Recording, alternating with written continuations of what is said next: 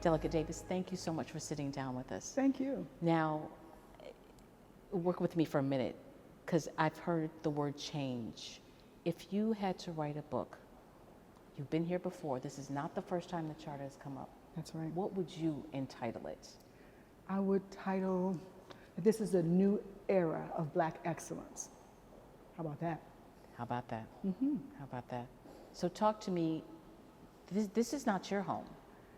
So are you considered an outsider? So I consider it my home because my great-great-grandmother lived here, and I live in the land that she bought many years ago. But I grew up in Prince George's County. I moved here in 2006.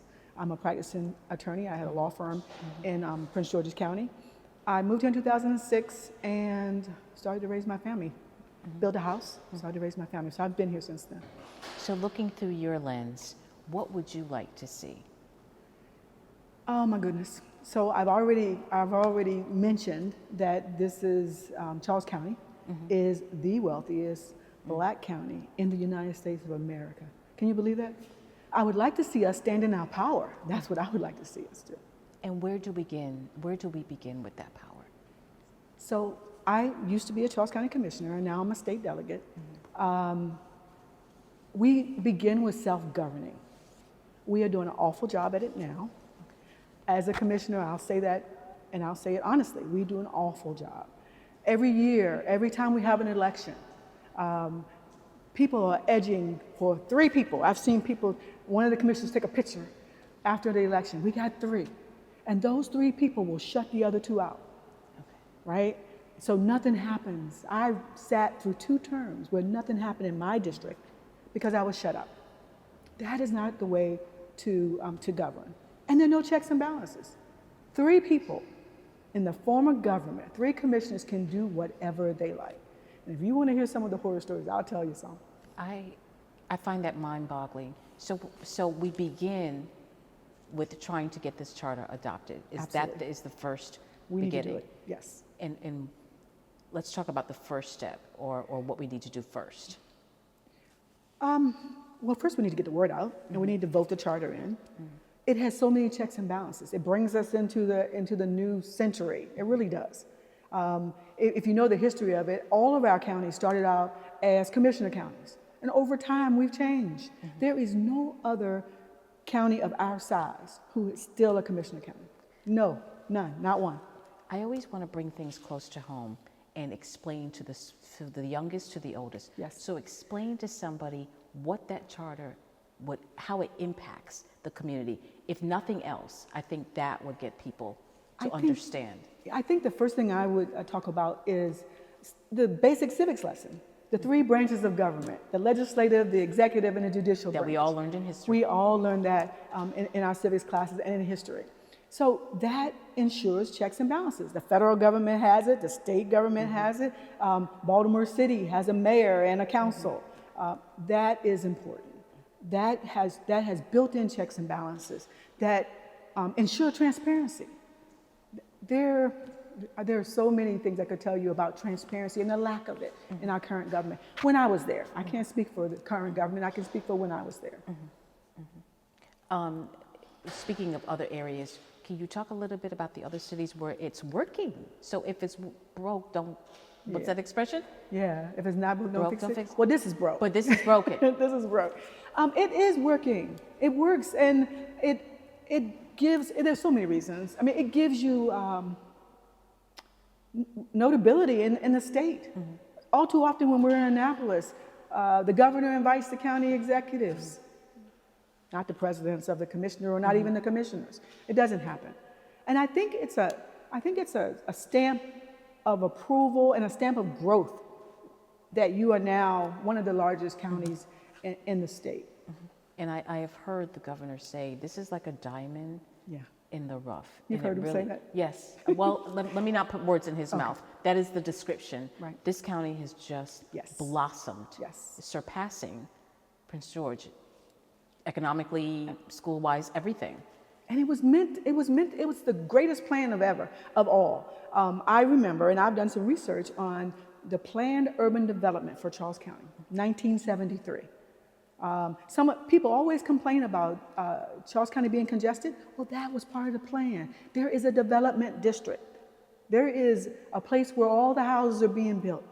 I don't think the framers in 1973 really expected to become the wealthiest black county in the nation, but it is. And where I live, thanks to downzoning, you can only build a house on 20 acres of land. So in Charles County is still, we preserve the fourth largest percentage of land in the state, the fourth county. We do that still. So we've got an awesome balance. But when you just look at the development district, yes, it's congested. And that's a fight that we're having now to get some transportation down here. But yes, it is a plan and it's working. We've got the rural areas on all sides, except for our development district that goes down the heart of the county. That was a perfect segue because I wanted to talk to you about other limitations that you're seeing. Because it's almost like a domino effect. You push one and everything else, it starts to fall. So it is a real big problem. But I've got a story for that. So the division in Charles County in the leadership has always been growth, anti-growth, okay? The anti-growth people didn't want you here. And it was very apparent. They hid behind the fact that, it's too congested. But they shut down roads. We have a highway to nowhere. What's that, what was that road, Billingsley Road? Shut down. 3 people vote, shut down. Yes, there is the anti-growth movement are the people with the 3 fingers that I had to deal with for 8 years. Yes, it's anti-growth. And there's still anti-growthers among us who will stop a road, because they believe if you built a road, you build houses on it. That was their rationale. But there was a plan, and there still is a plan, and we're still preserving land. If we had those roads, our transportation would be better. But I guess I'm trying to understand. Billingsley, it goes across Billingsley. I know. Yeah. It goes across Billingsley. You can see the signs where it's road to nowhere. Back in the day, and it still exists now, the majority of the jobs are here. They're in Washington, D.C. Absolutely. So we're going to have to start expanding out because the affordability, is better coming out this way, La Plata, Absolutely. Charles County. So, and if you don't, and then people aren't going to come anymore because of the transportation. That's another way of keeping people out. it's a limitation. Yep, that's another limitation. So I've asked this question before. What do we need to do before November? We need to get the word out. I'm absolutely pro-charter. I know the limitations firsthand. I came from a county that had an executive. I've seen it work. And I dare say that most of the people who have moved here came from a county with an executive.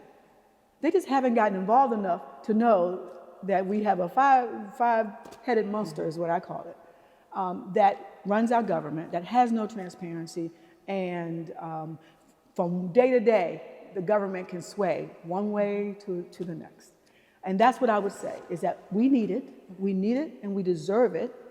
And some people want to keep us back in the dark age, but we're not there.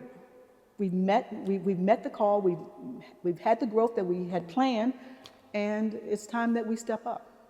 Do you find that there's more of an interest, because this is not the first time you've been to the table, No. Are citizens asking questions? Are you beginning to see, because this is a different kind of political year, so I would imagine people are asking, okay, what's really going on here? I know they're seeing the no charter signs. Your question was, people are not asking. Okay. I have not met anyone who asked. Okay. I have met people who formed an opinion. I know this time that there is information everywhere. Okay. All on the county web pages and everywhere. And if I could tell another story, Please. this was the charter. The charter was on the ballot 8 years ago, about 8 years ago. 3 people voted not to spend any money letting people know what it was. That's this government. Okay. So people don't even know this came up before, because no money was spent to get the word out. Is that the kind of government you want? So I keep coming back to educating ourselves, Yes. because I think a lot of people don't know when they pull that curtain back, what does this really mean? Yes. And so I think that's what I wanted you to talk about, how important it is. So it's important. It wouldn't, if it wasn't important, I wouldn't be here because this is really important. It's important because of self-governance. Everybody's looking at us now. We need to be able to self-govern.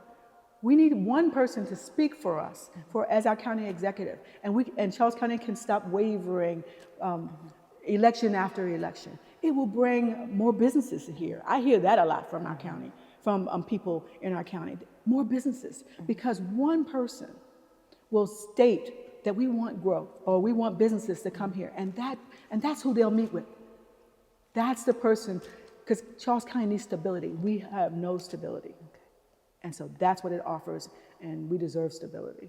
And I heard the economic impact. I talked to Delegate Patterson. I'm also thinking about generational and what you leave behind. So let's end on that note about leaving what you're leaving behind, your legacy at the end of the day. Absolutely. It's a great time. It's a great opportunity. I fear that if we don't do it this time, we'll never get an opportunity to do it again. But it's a great time to keep Charles County this way, to leave it to your kids, to say that we didn't fail because we had a messed up government. It is, all eyes are watching. It's a great time to create some generational wealth and some generational history for our county. Delegate Davis, speak to the individual that's sitting at home, on the couch, indecisive, or just thinks, why should I vote? Ain't nothing gonna change. Speak to that individual. There's no way you can think that nothing will change. Things will change. Things can change if you get involved. This is Charles County. Think about it in 1973. Look how far we've come. You can't sit on the sidelines. If you sit on the sidelines, then you can't complain. Only 23% of the registered voters in our county vote. You could increase that percentage so your vote does count. Delegate Davis, thank you so much for sitting down with us. Powerful interview. Bottom line, we're going to go to the website and look at the screen, look at the crawler. This is where you need to go to get educated. Exercise your power. Thank you so much for joining us. I'm Annette Gomez with Fall Reform.